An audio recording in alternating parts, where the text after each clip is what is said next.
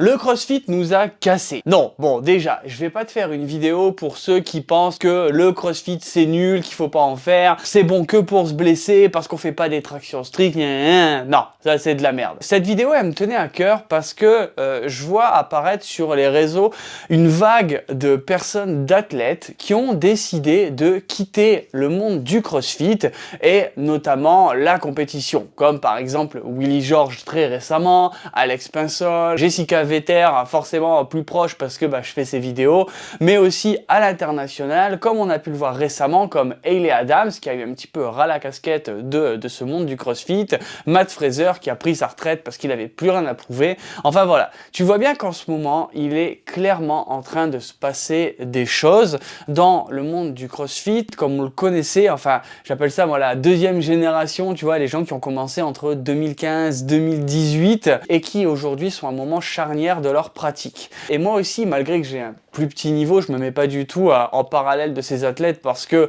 voilà, je m'estime pas du tout à leur niveau de compétence. Pour autant, ça m'empêche pas d'avoir mon avis et aussi une expérience par rapport à ma pratique qui me permet, au vu de tout ce que je vous ai déjà partagé, d'aller peut-être un petit peu plus loin. Et puis de toute façon, si t'es pas content de m'entendre, comme d'habitude, mets un commentaire de rageux et ça fera monter mon algorithme quand même. Donc je t'en remercie d'avance. Pour moi, déjà, j'ai envie d'éclaircir un petit peu les choses. Je pense vraiment que le haut niveau d'aujourd'hui, il n'est pas uniquement sur le terrain de la compétition ou sur le floor, comme on dit, mais sur différents supports, forcément, parce qu'il y a les compétitions, mais il y a tout ce qu'il y a autour qui permet à un sportif de gagner sa vie, c'est-à-dire son staff, son environnement, ses sponsors, et donc forcément, cette chose très très importante aujourd'hui, les réseaux sociaux. Et c'est justement sur ces réseaux que va se jouer pour moi la plus grosse compétition, qui est bien plus hardcore que quand on est un athlète et qu'on se retrouve à devoir affronter ses adversaires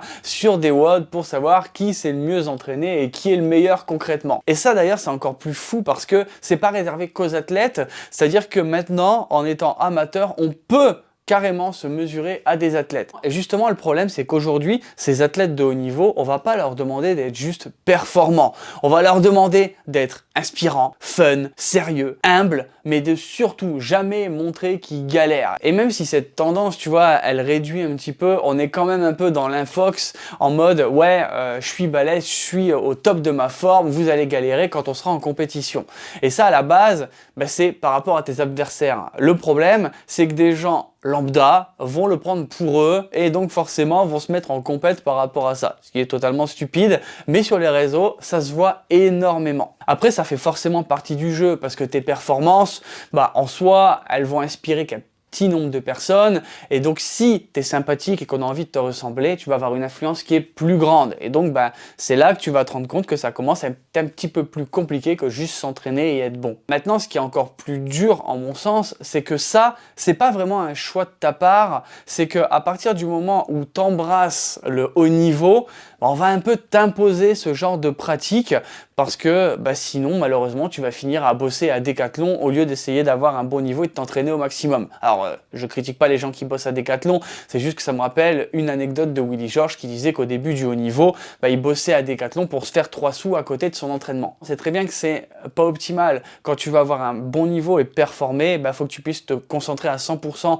sur ce qui fait de toi ta pratique, ton niveau, et c'est pas en ayant 3 boulots à côté pour essayer de joindre les deux bouts. Maintenant qu'on a fait ce long préambule, je voudrais enfin parler du thème principal de cette vidéo, qui est donc pourquoi le CrossFit nous a cassé. Tu vois, le principe d'être inspirant, comme je disais pour les personnes de haut niveau, c'est de montrer que tu es exceptionnel. Et pour ça, on va pas se cacher, il faut balancer les chiens. Il faut y aller à fond. Et ça, c'est pas forcément toujours la meilleure chose à faire. Parce que tu vas t'entraîner fort, tout le temps, et plusieurs fois par jour, pour essayer d'en montrer le plus possible sur tes réseaux. Et là où c'est encore plus chaud, c'est que c'est même pas réservé aux gens qui sont dans l'élite, qui vont aux games. Non, c'est à partir du moment où tu as un téléphone et que tu as envie de t'impliquer dans ton sport, tu vas vouloir commencer à poster sur les réseaux. Alors, il y en a toujours qui vont me dire « Oui, mais non, mais moi je fais ça, je m'entraîne pour moi. » Sauf que là, je te parle de ce comportement sur les réseaux que tu connais. Et là, mens pas, en vrai, dans ta box, combien tu connais de gars lambda? Et lambda, pour moi, c'est-à-dire qui sont pas internationaux. Ben, quelqu'un qui gagne les saucissons Frodon, c'est pas un athlète, d'accord? C'est juste quelqu'un qui s'amuse à faire des compètes et qui a un niveau acceptable, qui est en forme, voilà. Pourtant, ces personnes, ils s'entraînent comme des fous, ils postent leur meilleur muscle-up each day, juste pour dire « Ouais les gars, on est une machine !» Ils ont jamais de petit écart, t'as l'impression que leur vie, en fait, c'est juste des moines du sport. Et on se retrouve avec des phrases motivation en mode « Si tu fais un cheat meal, c'est que t'es une merde parce que t'es fragile, que l'entraînement c'est tout le temps, à fond, faut toujours être meilleur. » Ouais, super. Super ta vie. Tu vois, ça me rappelle ces vidéos en ce moment que tu vois sur Insta qui disent en gros j'ai pas de hobby, j'ai pas de plaisir, je suis tout le temps concentré à fond pour pouvoir gagner mes 10K par mois, tu vois. Bah là c'est pareil, je suis tellement à fond dans le sport pour être bon, ouais. Et en fait ça t'avance à quoi dans la vie? Ouais, je suis bon. Cool, génial. Donc, bah en fait, je suis content, fais-toi plaisir, j'ai envie de te dire, si c'est ça, ta vision de la vie, moi en tout cas, je la partage pas. Après, encore une fois, il n'y a pas de jugement, ce n'est que mon avis perso. Mais tu vois, avec ces états d'esprit, on est clairement pour moi dans le même univers que les régimes à la con, où t'en finis à manger 1200 calories par jour, parce que tu te dis que tu veux tout le temps être plus sec. Et c'est aussi nocif, parce qu'au final, quand tu t'entraînes à fond, et que tu vas bien voir que tu ne vas pas aller au CrossFit Game, aux alentours, hein, tu vois ce que je veux dire, et ben à la fin, ça va te finir par te dégoûter et au pire, te blesser. Parce que c'est bien beau de dire ouais, on est des machines, c'est pas vrai. Ton corps, il vit, ton corps, il s'use et il morfle. Et ça, je le vois même à mon niveau, tu vois, sur les réseaux. Quand je fais un post en parlant des blessures, que c'est ton corps qui te parle, et que tu as des commentaires en mode « Ouais, mais si on se blesse tout le temps, on va pas arrêter notre pratique, moi j'ai pas envie !» Mais en fait, à quel moment tu peux avoir ce genre de réflexion? Tu te rends pas compte que si tu te blesses à répétition, c'est peut-être ta pratique qui n'est pas bien faite. C'est pas ton corps ou machin. Non, c'est toi qui fais peut-être une connerie au bout d'un moment. Faut arriver à prendre un peu de recul. Et je trouve que c'est ouf qu'il y a des gens qui sont convaincus que le problème, ça restera l'entraînement et pas leur façon de le faire. Voilà, c'est chaud en fait. Mais tu vois, si je peux me permettre de te parler de ça aujourd'hui, c'est parce que moi, cette pratique, je l'ai eue. J'ai été à ma boxe 2 fois par jour, à fond. Et au final, bah, j'avais pas tant de résultats que ça. Et ça a fini, bah, franchement, à paraître vomitif parce que je m'amusais pas, j'étais tout le temps déçu de moi. Et au bout d'un moment, j'ai dû faire un break pour revenir à la base, à mes objectifs. Moi, je voulais avoir un corps qui pouvait me plaire, avoir des petites performances, mais je voulais pas être le meilleur. Sauf qu'à force d'être dans cette bulle de performances autour de moi, je me suis fait croire que je voulais être le meilleur, battre tout le monde, et de un, j'avais pas le temps, j'avais pas les possibilités, et en fait c'était un objectif que je croyais être pour moi, alors que pas du tout. Mais voilà, encore une fois, c'est parfois, on a une optique qui est floutée par tout ce qui se trouve autour de nous, et on n'arrive pas à prendre assez de recul. Le corps, pour moi, c'est une machine merveilleuse, mais aujourd'hui, on le court-circuite tellement en pensant que si on snatch pas 100 kilos, on n'est pas en forme, si on n'a pas moins de 12% de masse grasse, on est gros, et si on court pas à 15 km/h, on se traîne parce que bah voilà, il faut des performances tout le temps. Le CrossFit, c'est un excellent sport, mais pour moi, les réseaux,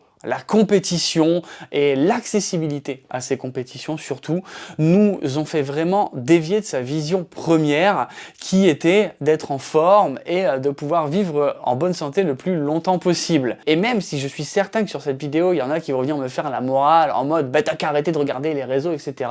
Les gars, faut pas déconner. À un moment, même si vous êtes ici, c'est que vous consommez du contenu sur les réseaux sociaux et vous êtes influencé. Les réseaux, ils font partie de notre vie. Et quand je vois les réactions de 90% des gens autour de moi sur les perfs des autres, même à l'intérieur de notre propre box, quand on met en place un simple tableau de comparaison ou une appli pour voir qui est le meilleur, vu le trash talking qui se passe, pour le peu que tu sois de mauvais poil et que t'as pas envie d'avoir une réflexion, ça joue énormément sur ta tête. Donc faut arrêter de dire ah, non, on s'entraîne uniquement pour nous. C'est pas vrai. Vous savez très bien que le CrossFit, on adore se tirer la bourre et ça amène parfois une compétition qui est négative. Alors après, est-ce que pour autant, faut renier tout ce que le CrossFit nous amène? Pas du tout. Parce que pour moi, comme je vous l'ai dit, ça reste un sport super sympa qui permet de bouger et qui permet de développer plein de capacités. Maintenant, n'oubliez pas que si vous allez trop loin, que vous arrêtez jamais et que vous continuez à vous comparer en pensant que vous pouvez être le meilleur si c'est pas votre objectif principal, bah vous risquez vous aussi de vous casser autant le physique que le mental. Enfin voilà, j'espère que cette vidéo pour vous elle a été un petit peu informative et vous a poussé un petit peu à réagir, peut-être que ça vous a un petit peu parlé mon discours. En tout cas, n'hésitez pas à donner votre avis constructif, pas de rageux s'il vous plaît, et on pourra en parler en commentaire. Voilà, en attendant, moi je continue à vous tourner des vidéos là, et je vous prépare tout ça, les montages, les reels, j'espère que ça vous plaît. N'hésitez pas à me rejoindre sur Instagram et encore une fois de vous abonner sur YouTube pour faire évoluer la chaîne. Et puis voilà, à la prochaine vidéo les gars, ciao ciao.